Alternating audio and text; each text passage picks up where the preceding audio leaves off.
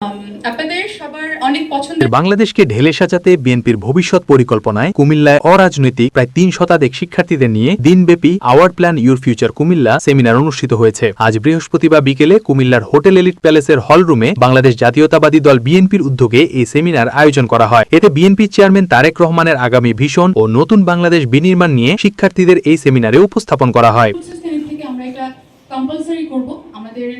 জরুরি অবস্থায় জীবন বাঁচাতে যখন প্রতিটি সেকেন্ড মূল্যবান, তখন সঠিক সময়ে উচ্চমানের অক্সিজেন পাওয়া নিশ্চিত করাই আমাদের লক্ষ্য। জরুরি প্রয়োজনে কল করুন স্ক্রিনে দেওয়া নম্বরে। অল্প টাকায় বিদেশে উচ্চশিক্ষা, বেকারত্ব দূরকরণ, দারিদ্র বিমোচনে দেশের জনগোষ্ঠীকে ঐক্যবদ্ধ করে তারেক রহমানের আই হ্যাভ এ প্ল্যান বাস্তবায়নে ও সাধারণ শিক্ষার্থীদের স্বপ্নকে এগিয়ে নিতে এই সেমিনারের আয়োজন করা হয়। সেমিনারে শিক্ষার্থীদের মাঝে উপস্থাপন করেন বিএনপির মিডিয়া সেলের প্রধান doctor Moudud Hossain Alamgir Pavel, research and monitoring সেলের সদস্য professor Abdullah Al Mamun, media monitoring কমিটির সদস্য সৈয়দা আবিদা সুলতানা। পরে শিক্ষার্থীদের প্রশ্ন ও উত্তর পর্বের মাধ্যমে আওয়ার প্ল্যান ইউর ফিউচার কুমিল্লার এই সেমিনার সমাপ্তি হয়।